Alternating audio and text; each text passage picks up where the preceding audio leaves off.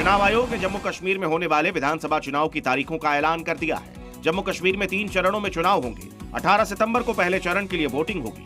दूसरे चरण का चुनाव 25 सितंबर को होगा, तो वहीं तीसरे चरण के लिए 1 अक्टूबर को वोट डाले जाएंगे। इसके बाद 4 अक्टूबर को जम्मू कश्मीर के नतीजे आएंगे। ऐलान होते ही विपक्षी दलों ने चुनाव कराने के फैसले का स्वागत किया है। नेशनल कॉन्फ्रेंस की तरफ से इतना ही कह सकता हूं कि हम पहले से ही इस दिन की तैयारी में लगे हुए थे और बिल्कुल फौरी तौर हम अपना इलेक्शन का सिलसिला जो है वो शुरू कर लेंगे।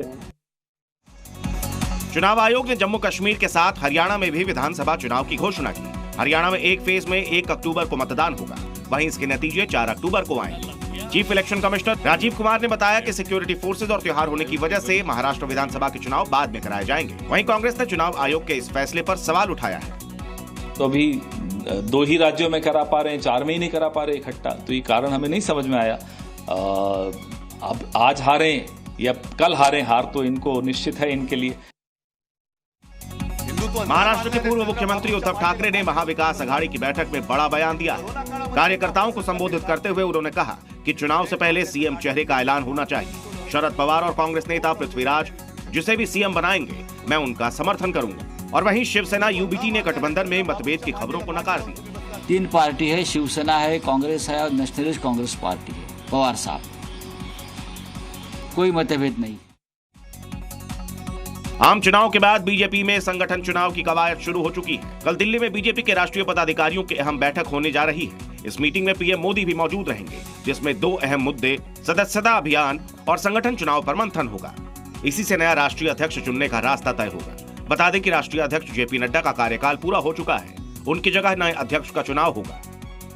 बीजेपी की बैठक में संगठन चुनाव के अलावा विधानसभा चुनाव की तैयारियों पर भी चर्चा होगी। प्रधानमंत्री नरेंद्र मोदी ने पेरिस ओलंपिक्स में हिस्सा लेने गए भारतीय दल से मुलाकात की और उनसे उनके अनुभवों के बारे में बातचीत की। इस दौरान पीएम मोदी ने रेसलर विनेश फोगट की जमकर तारीफ की। उन्होंने कहा कि कुश्ती में फाइनल तक का सफर तय करने वाली विनेश देश की बहादुर बेटी है। विनेश पहली ऐसी भारतीय बनी जो कुश्ती में फाइनल तक पहुंची। वहीं पेरिस ओलंपिक्स में 2 ब्रॉन्ज मेडल जीतने वाली निशानेबाज मनु भाकर को केंद्रीय मंत्री सर्बानंद सोनोवाल ने 10 लाख रुपए का चेक देकर सम्मानित किया। यूपी उपचुनाव को लेकर सियासी बयानबाजी तेज हो चुकी है। कभी समाजवादी पार्टी तो कभी बीजेपी एक दूसरे पर हमलावर है। अब अखिलेश यादव ने बीजेपी पर बड़ा हमला बोला है। उन्होंने तंज कसते हुए कहा है कि जो लोग चिल्ला रहे हैं कि समाजवादी समाप्तवादी पार्टी बन जाएगी, इस चुनाव में जनता उनको समाप्त कर देगी। ये जो लोग चिल्ला रहे समाप्तवादी इस चुनाव के बाद और 27 में जनता इन्हें समाप्त कर देगी। Zee News।